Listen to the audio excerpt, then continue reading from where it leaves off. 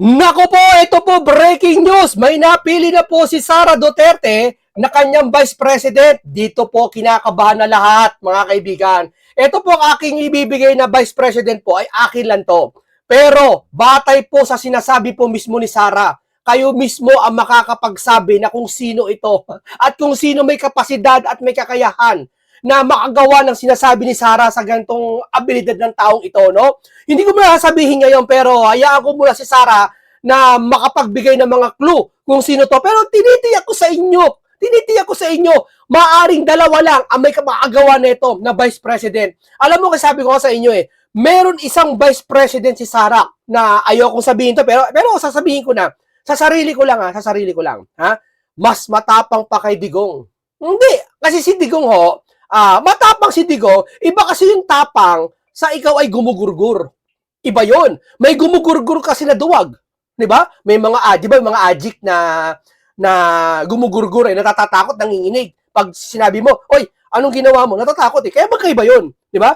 Ibig sabihin, etong Vice President na to kung saan talagang matapang to kaysa kay Digong. Mas matapang to. Ito lang para matapos na. Isang malaking pader ang babanggain mo. Hindi kaya. Yun na lang, clue ko. Okay. Eto po si Sara, pag-interview niya po sa Vox Populi nila Banat Bay, in-interview po siya. Dito mo makikita talaga ang kabaitan ni Sara. At ibang-iba siya kay Tatay Digong. Eto nakikita ko si Tatay Digong natapat lang sa pandemic. Tama? Kaya hindi niya naasikaso yung mga dapat asikasuhin sa national at sa local government, no? Kaya maraming siguro lumaganap, pagpalagay natin, no, lumaganap yung mga tinatawag na mapagsamantalang gobyerno. Siguro may mga naabutan si Junior na mga flood control issue na kay Duterte pa. Hindi naman natin makatanggi yan Hindi naman perfect si Duterte, hindi perfect. Pero ang kaya si Duterte namimiss ng taong bayan kasi yung higpit niya, yung takot ng mga kriminal. Kasi isipin mo na lang, ito magsasabi ako alam nyo naman yung nangyayari ngayon dun sa puno, tinali sa nyog. Alam nyo yun? Ayoko magbanggit ang edad. Ayoko magbanggit kasi, siyempre, por ano lang yun. Yun ba? Ikaw, Lenny ka. Boboto mo si Lenny. Tapos may ganong kriminal na nangyari. Sa tingin mo, kaya ni Lenny lutasin yon? Sa tingin mo, kaya lutasin ni Risa yon? Isa lang naiisip ng taong bayan. Sara Duterte lang makakapanagot nun. Di ba? Alam mo ka ba, di ba? O sino pa? Yung Vice President na itatalaga niya. Di ba? Pananagutin lahat daw po, sabi ni Sara, ang lahat na may sala sa bansang ito kung ba't tayo naghihirap. Di ba? O ngayon, ganito, may papabasa muna ako sa inyo bago tayo magsimula na sinabi mismo ni Senator Dante Marcoleta. Ito pakinggan natin. Yung mali ni Justice Carpio, tinutuwid ko. Yung mali ni Senping, tinutuwid ko. Yung mali ni Tariela, tinutuwid ko. Napakarami kong itutuwid ngayon. Hindi ko alam kung kailan ako matatapos. Dito ngayon ako abalang-abalak. Yan. Alam mo bakit kung iisipin mo tong si Carpuet? Etong si Carpuet, nyo naman. Imbis na magkasundo sa WPS, imbis na sabihin mo doon sa tao na, halika Marcoleta, mag-usap tayo. Hindi. Magtitindig siya ng sarili niya. Di ba? Kung alam mong lowest lang si Senator Marcoleta, sabi ko nga ba di mo kausapin, no? O, ito naman si Pinky, umiepal. Ayaw epalan yung sarili niyang komite na hindi niya ngayon maasikaso hanggang ngayon. Di ba? O, ito naman si Tarela, no? O, ngayon, bakit? Anong purpose mo? Ba't kayo ka nag-iingay? Anong meron? Ba't ang tagal natin inaapi ng China? Ba't kayo ka naggaganyan? Ano meron? Tanong ko lang. Yan ang itutuwid ni Senator Dante Marcoleta. Hinto tayo kay Senator Dante Marcoleta. Dito tayo sa pinaka-main event natin. Isang political question po ito, madalas itanong ito. Meron na po ba kayong napupuso ang Vice President?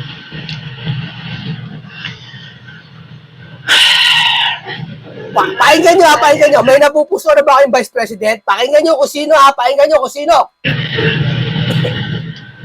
kasi wala naman yan sa listahan.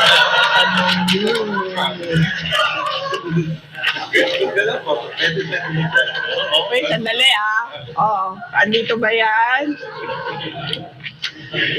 Ito, sasabihin ko na lang kasi tinanong niyo na Ayoko rin naman na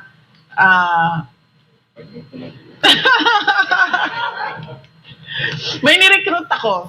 Hanggang dyan lang Hanggang dyan lang ang sasabihin ko. Nirecruit ko siya last year pa. Kaso, wag na muna natin yan pag-usapan. Protektahan natin yung... May ni-recruit siya last year pa. Sa tingin niyo, sino pinuntahan ni na senador ni Risa, ni Risa tuloy, ni Sara? Isipin niyo nga, sino? Tao. Hanggang sa makapag-desisyon siya kung anong gagawin niya sa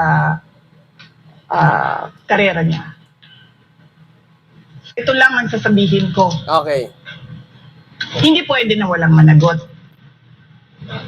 Yung nire-recruit ko na Vice President, siya ang magpapanagot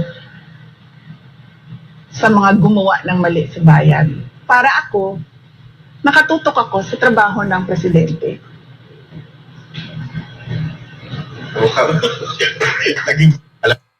Eto sabihin ko sa inyo sa palagay nyo, sino na pwede makapanagot sa sinasabi ni Sara na binigay yung clue Siya ang may kakayahan makapanagot ng lahat. Isa-isahin mo kung sino. Sino mas matapang kay Digong. Hindi ko siya sabing hindi matapang si Digong pero naniniwala ako mas matapang tong taong ito. Walang inaatrasan to. Kahit kaibigan niya, titirahin niya. Pag mali, mali. Istrikto to ang taong ito. Si Amy? Come on. Isipin mo, kulilat si Amy sa boto. Wag na sa boto. Doon na lang sa pagkatao niya, ang tagal niya mailabas yung sinasabi kay Junior. Na kung talagang si Junior ay nagpupulburon.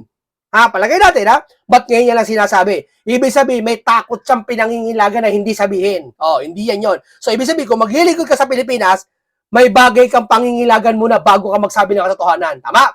Sino pa? Robin? Sa tingin ko, si Robin mapagkaibigan Hindi niya kayang gawin yan. Hindi kayang konsesyon ni Robin yan. Sino? Pangalawa? Lenny?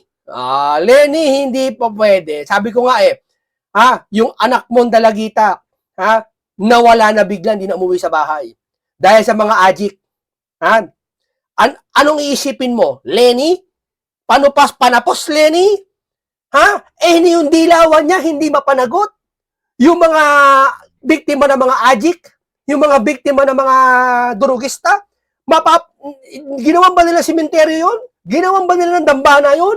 Ni minsan ba yung mga kriminal na yan, ang daming biktima mga Pilipino, nagsalita ba sila, tumindig sila sa bayan? Tama na. Di ba? Tumindig ba sila dyan? Hindi. Si John Vic, anong sabi ni John Vic? Linggo-linggo, sabi ko, may nakakahuli si John Vic ng mga pulburon. Nakakahuli si John Vic ng mga bawal na gamot. Linggo-linggo at buwan-buwan. Doon pa lang, ano ka na magkakaisip ka na Di ba? Pwede mo na ipaglaban ng mga Pilipino, laban doon ba't di ka tumitindig? Tumitindig ka doon sa mga taong kumukontra sa kriminal. Di ba? Sino? Eto na isipan ko, may dalawa ko naisip. Akin lang to Pangalawa muna, si Cayetano. Si Cayetano, bukod sa brilliant mind ni Cayetano, biblical, din siya, may mga repression biblical. Matapang din si Cayetano, palaban din. Kita mo.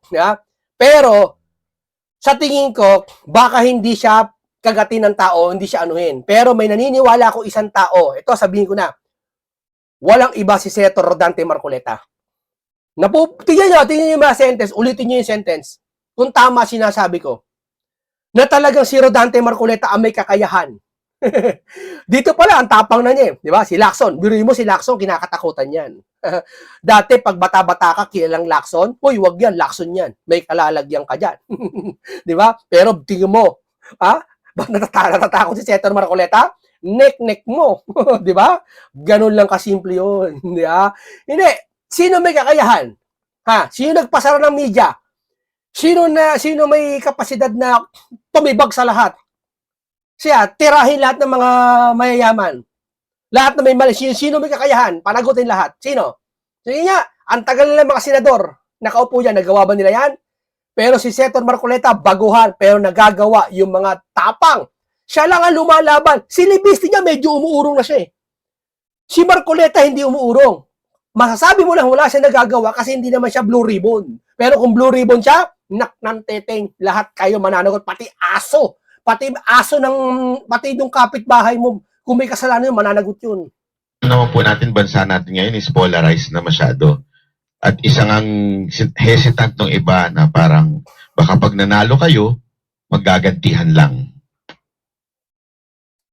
Kayo po ba isang magiging presidente na mag-unify sa ating bansa? O magiging vengeful? Oo. Wala kasi sa ugali ko yung pagiging vindictive at ano bang tawag dyan? Yung gumaganti. Kung makikita niyo sa governance ko, noong ako ay mayor ng Davao City, tumanggap din, nung kampanya, tumanggap din ako ng sobrang katakot-takot na banat mula sa naging katunggali ko at the time bilang mayor candidate. Pero nung ako ay umupo, tapos na yun lahat nung nangyari nila, ng banat nila sa kampanya, lahat ng sinabi nila, wala na yon. Tapos kung maalala nyo, nung ako ay mayor, hindi ako gusto ng mga tao na nakapalibot kay dating Pangulong Rodrigo Duterte. Hindi naman natin tinatago iyan.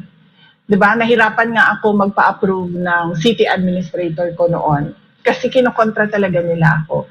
Pero hindi ko naman sila binalikan. Ang dami nilang pahirap na ginawa sa akin. Pero pinabayaan ko lang na para bang, sige, yan yung gusto niyong gawin, gawin niyo lang. So, wala sa history ko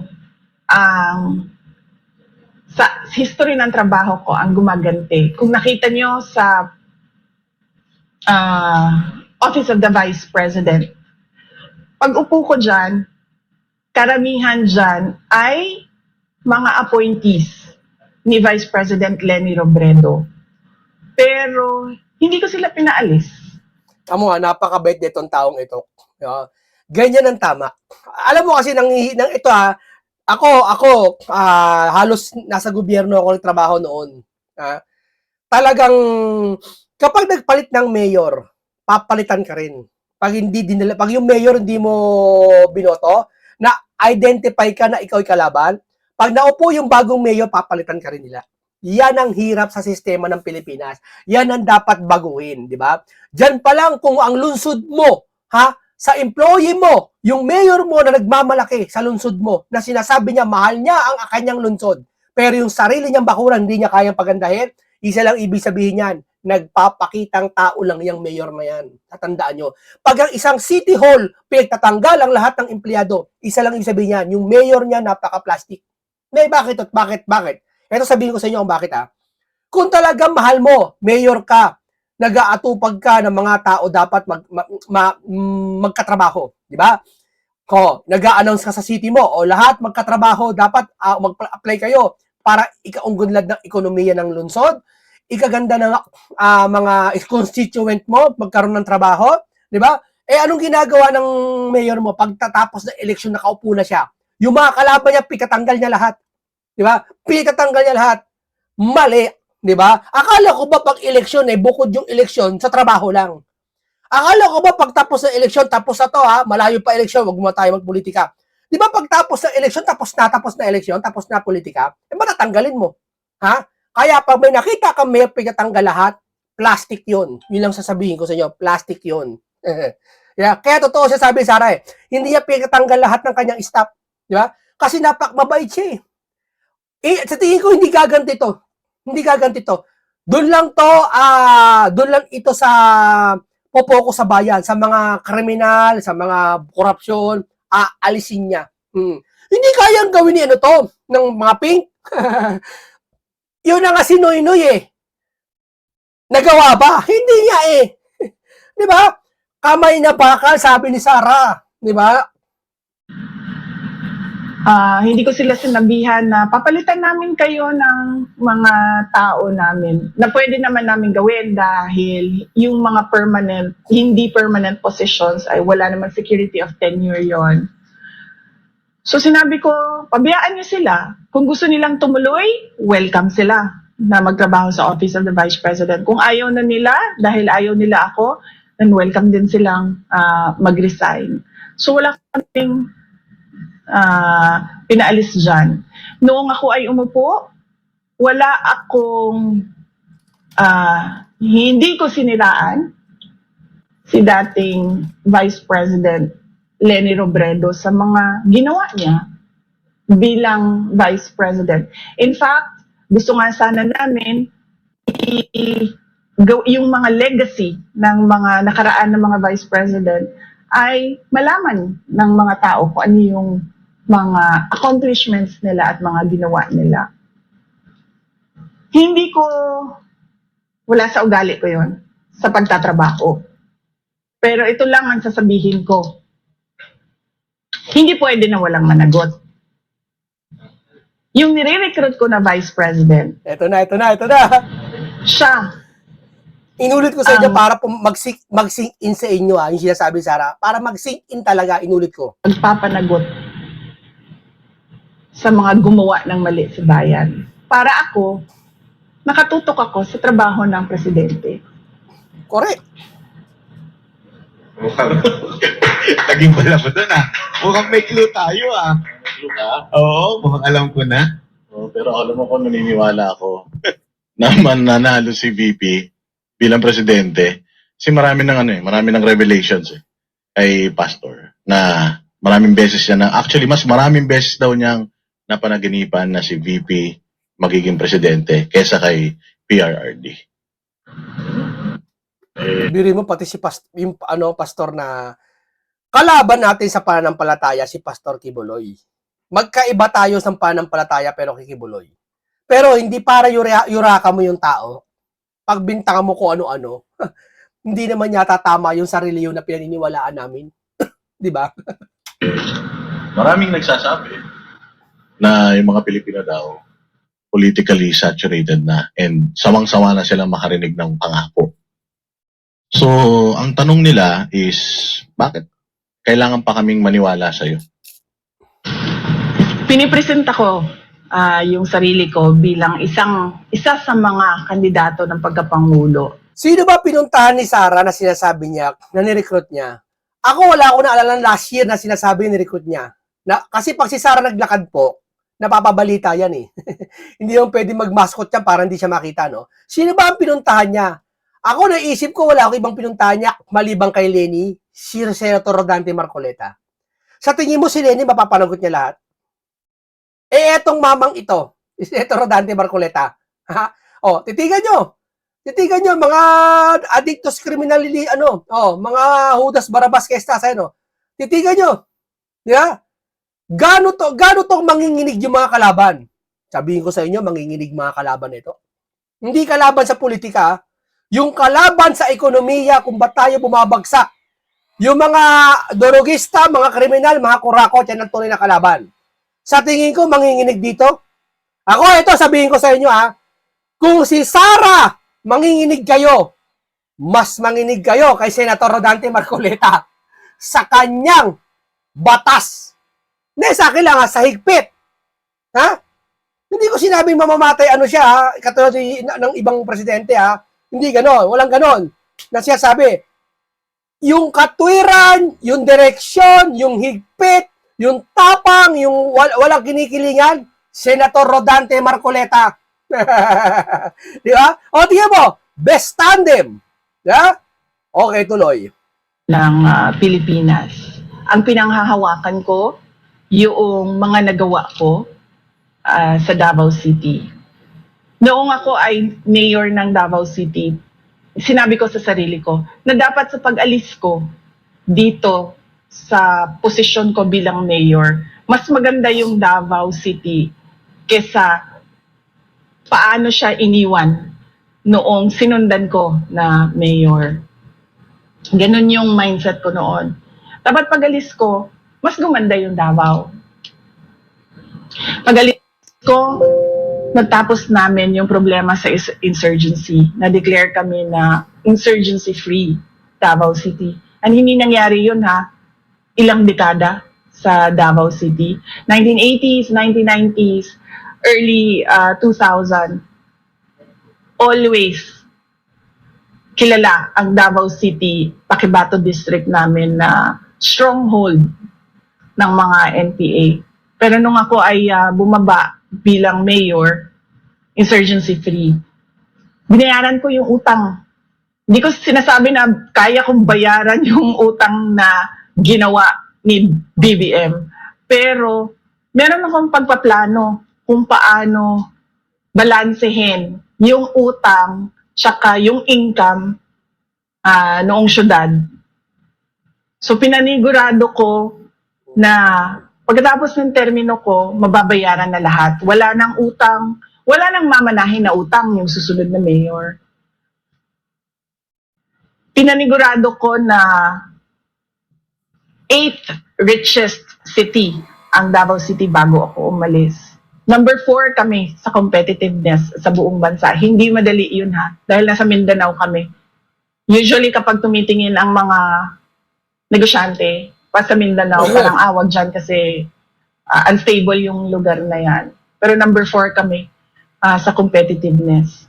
At marami kaming iniwan na mga legacy projects sa Davao City bago ako umalis. Pinanghahawakan ko yun. Yung ginagawa namin sa Office of the Vice President, hindi pa tapos kasi hanggang 2028. Ay, hanggang 2028 ba ako? Mai-impeach ako. Kasi, Tingnan mo, di ba? Napakatotoong tao. Yeah, yan ang hinahanap ng taong bayan kung ba't nagustuhan ng mga Duterte. Hindi katulad pupunta ka sa Kalayaan Island, magpapapicture ka, kakampihan mo kunwari yung mga tao doon. Magtutulong ka kunwari doon. Sino ba yung senador na pumunta doon? Ha? Kung talagang totoo siya, dapat noon niya pag ginawa yung ba't ngayon lang? Sige nga, at bakit gandun na niya ginawa? Ba't hindi sa flood control? Lahat kami na-apektuhan ng flood control Lahat kami binaha. Okay lang manakawang kami. Kasi okay lang manakawang kami kasi yung mapagpapagura namin yung pera. Ang mahirap yung bahay namin tinangay ng baha. 'Di ba? Yung ba kaya nilang palitan? Ha? Yung ba yung pumunta doon na senador nasa Kalayaan Island? Ha? Napaka-plastic. Ma'am. Hanggang 2028 pa kami, so hindi pa siya tapos, pero pinanghahawakan ko yun. Taon-taon, nagbibigay kami ng report sa taong bayan, kung ano yung accomplishments na namin. Yung sinabi namin, 1 milyong puno, nagawa namin, sabi namin, 6 na taon, 1 milyong puno, nagawa namin in 2.5 years. So marami pa kaming gagawin hanggang 2028. Yung ginawa ko sa DepEd, hindi madali yun ha, mabilisan yun kasi napakalaki ng problema ng basic education natin sa Pilipinas at hindi siya pwedeng mabagal yung galaw mo. Kaya yung ginawa namin, in 6 years, ito yung targets. Para pagkatapos ng term ng Pangulo, nagawa na ito, natapos na ito. So hindi madali yun. Yun yung mga pinanghahawakan ko na pinipresenta ko. Yung kakayahan ko na gawin ang mga mahihirap na bagay. Yun yung ipinipresenta ko sa taong bayan. Hindi ako namimilit na sa kanila. Basta ang ginawa ko, isa ako sa nagpapapili bilang Pangulo. Actually, ma'am, nakita nga po namin, galing lang po kami sa Davao, at talagang nakita namin na parang pangit man pakinggan, pero parang Singapore sa ganda ang Davao City ngayon. Sa sobrang dami nyo nga pong nagawa doon, may nangaangkin pa nung bridge nyo dahil wala na siya napagawa. At isa pang dahilan pala kaya galit na galit din ng mga NPA na congressman sa inyo dahil dun sa ginawa niyo insurgent sa pinatanggal niyo talaga lahat totally. Pag kayo po ba naging Pangulo, isa ho ba yan sa plano ninyo, priority ninyo na mawala na talaga sa Pilipinas yung ganyan? Oo, kailangan na natin tapusin. In fact, malapit na yun matapos noong bumaba si dating Pangulong Duterte. Ang kailangan na lang gawin nung sumunod ay ituloy niya yung mga plano kontra insurgency. kailangan natin tapusin na yan para yung ating Armed Forces of the Philippines, matutukan nila yung iba pang mga prioridad ng ating bansa. Pero ngayon, kung napansin nyo, ay, nagsisimula ng lumakas yung, ano man tawag yan, rebel groups sa iba't ibang lugar ng Pilipinas. So siguro naman, VP, alam mo naman yung mga kung sino yung mga posibleng makakaharap mo sa 2028. Yung mga nagawa mo sa Davao City, do you think yun yung edge mo para manalo sa 2028? Ang edge ko is yung kakayahan ko na gumawa ng mga mahirap na bagay. Yun yung core ko. Sa tingin ko magdadala dyan yung Vice President. Intayin nyo yung tao na yon, kung sino yon. Talaga. Core competency ko. Hindi ko sigurado, akin lang yun. Kasi, unang-una, hindi mo ako madaling matakot eh. Tatay ko nga, si President Duterte, pero hindi nga natatakot sa kanya eh. Tapang. Hindi mo ako madaling mapasunod. Yari ka, tingin na ni Saraw. Ma'am, nakakatakot ako. Pati ako natakot sa'yo eh. Hindi mo ako madala sa tulad yan, magsasama kayong lahat dyan, tapos ako mag-isa dito. Hindi mo ako matatakot sa ganun eh. So yun talaga yung kapasidad ko, yung competency ko. Kaya ko gumawa ng mga mahirap na bagay. Yun. Tatayuan ko yung mga mahirap na bagay.